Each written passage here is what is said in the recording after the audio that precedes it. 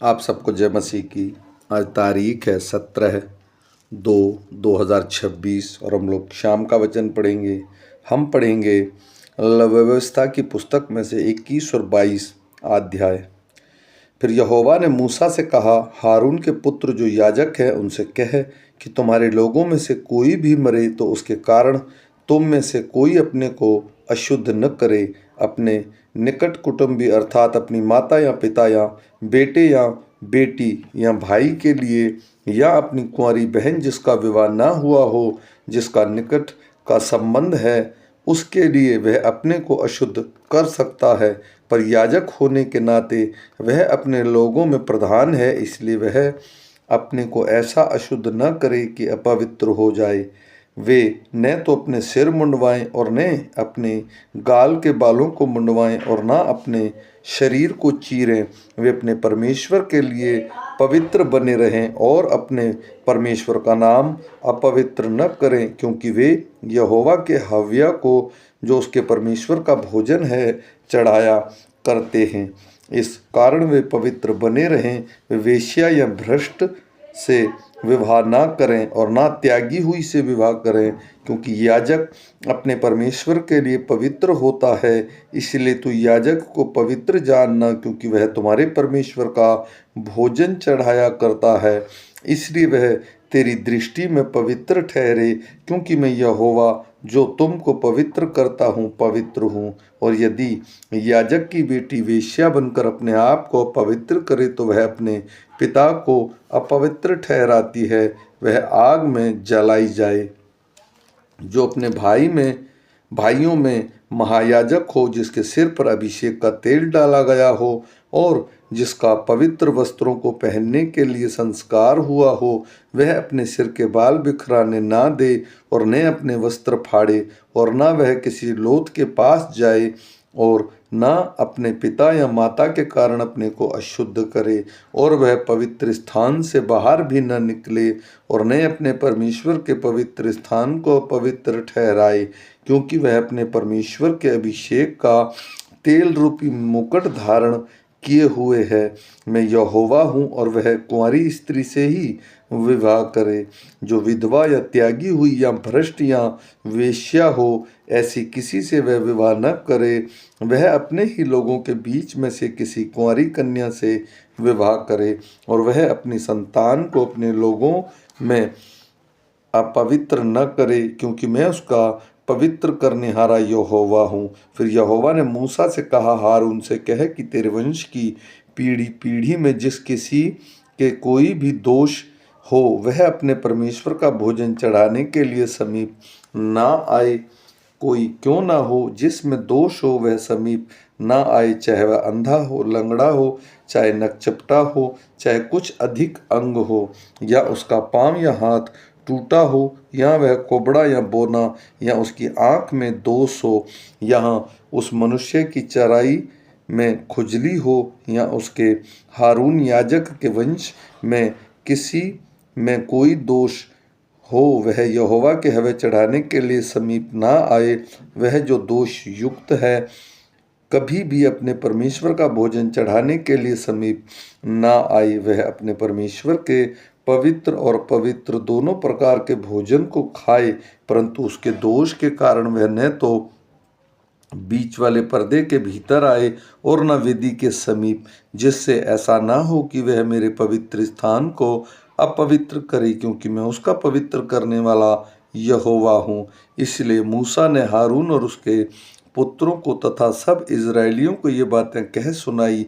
फिर यहोवा ने मूसा से कहा, हारून और उसके पुत्रों से कह कि इज़राइलियों की पवित्र की हुई वस्तुओं में जिनके वे मेरे लिए पवित्र करते हैं अलग रहे, और वे मेरे पवित्र नाम को अपवित्र न करें। मैं यहोवा हूँ। और उनसे कह कि तुम्हारी पीढ़ी पीढ़ी में तुम्हारे सारे वंश में जो कोई अपनी अशुद्धता की दशा में उन पवित्र की हुई वस्तुओं के पास जाए जिन्हें इज़राइली यहोवा के लिए पवित्र करते हैं, वह प्राणी मेरे सामने से नाश किया जाएगा। मैं यहोवा हूँ। हारून के वंश में से कोई क्यों न हो जो कोढ़ी हो, या उसके वह मनुष्य जब तक अशुद्ध शुद्ध न हो जाए तब तक पवित्र की हुई वस्तुओं में से कुछ न खाए।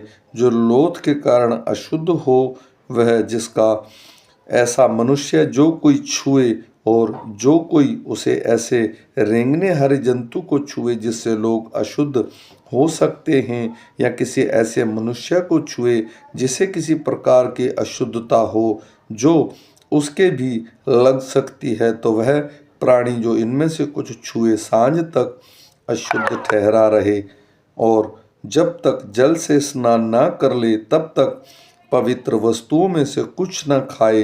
तब सूर्य अस्त होने पर वह शुद्ध ठहरेगा, और तब वह पवित्र वस्तुओं में से कुछ खा सकेगा, क्योंकि उसका भोजन वही है जो जानवर अपने आप से मरा हो या पशु ने फाड़ा गया हो, उसे खाकर वह अपने आप को अशुद्ध न करे। मैं यहोवा हूँ। इसलिए याजक लोग मेरी सौंपी हुई वस्तुओं की रक्षा करें, ऐसा ना हो कि वे उनको अपवित्र करके पाप का भार उठाएं और इसके कारण मर भी जाएं। मैं उनका पवित्र करने वाला यहोवा हूँ।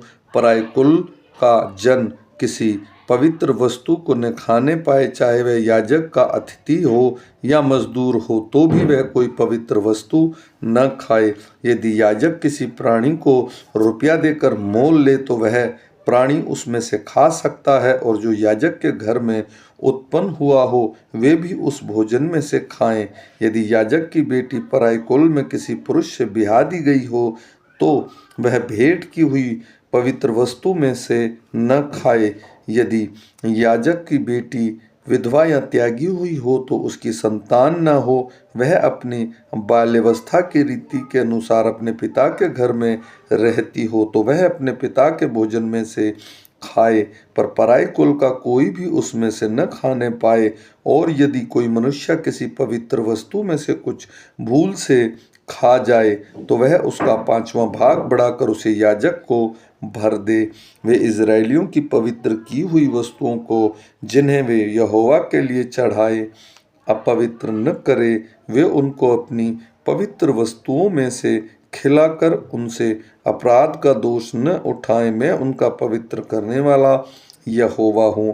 फिर यहोवा ने मूसा से कहा, हारून और उसके पुत्रों में से इज़राइलियों से समझकर कह कि इज़राइल के घराने या इज़राइलियों में रहने वाले परदेशियों में से कोई क्यों न हो जो मन्नत या स्वेच्छ बलि करने के लिए यहोवा को कोई होम बलि चढ़ाए, तो अपने निमित्त ग्रहण योग्य ठहरने के लिए बैलों या भेड़ या बकरियों में से निर्दोष नर चढ़ाए, जिससे कोई भी दोष न हो न चढ़ाना, क्योंकि वह तुम्हारा निमित्त ग्रहण योग्य न ठहरेगा। और जो कोई बैल या भेड़ बकरी में से विशेष वस्तु संकल्प करने के लिए या स्वेच्छ बलि के लिए यहोवा को मेल बलि चढ़ाए तो वह ग्रहण करने की लिए अवश्य है, वह एक निर्दोष हो और उसमें से कोई भी दोष ना हो। जो अंधा या अंग का टूटा या लूला हो, अथवा जिसमें रसोली या खैरा या खुजली हो, ऐसों को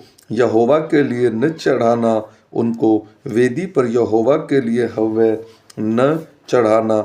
जिस किसी बैल या भेड़ या बकरे का कोई अंग अधिक या कम हो उसको स्वेच्छ बलि के लिए चढ़ा सकते हो, परंतु मन्नत पूरी करने के लिए वह ग्रहण योग्य न होगा। जिसके काटे या यहोवा के लिए न चढ़ाना, और अपने देश में भी ऐसा काम न करना। इसमें किसी को तुम अपने परमेश्वर का भोजन जानकर किसी परदेशी से लेकर न चढ़ाओ, क्योंकि उसमें उसका बिगाड़ वर्तमान है, उसमें दोष है, इसलिए वे तुम्हारे निमित्त ग्रहण न होंगे। फिर यहोवा ने मूसा से कहा, जब बछड़ा या भेड़ या बकरी का बच्चा उत्पन्न हो तो वह 7 दिन तक माँ के साथ रहे, फिर 8वें दिन से आगे को वह यहोवा के हव्य के लिए ग्रहण योग्य ठहरेगा। चाहे गाय चाहे भेड़ बकरी हो, चाहे वह बच्चे को 1 दिन में बलि न करना। जब तक तुम यहोवा के लिए धन्यवाद का मेल बलि चढ़ाओ तो उसे इसी प्रकार से करना जिससे वह ग्रहण योग्य ठहरे, वह उसी दिन खाया जाए, उसमें से कुछ भी सवेरे तक रहने न पाए। मैं यहोवा हूँ। इसलिए तुम मेरी आज्ञाओं को मानना और उनका पालन करना। मैं यहोवा हूँ और मेरे पवित्र नाम को अपवित्र न ठहराना, क्योंकि मैं इज़राइलियों के बीच अवश्य ही पवित्र माना जाऊँगा, क्योंकि मैं तुम्हारा पवित्र करने वाला यहोवा हूँ, जो तुमको मिस्र देश से निकाल लाया, जिससे तुम्हारा परमेश्वर बना रहूं। मैं यहोवा हूँ। आमीन।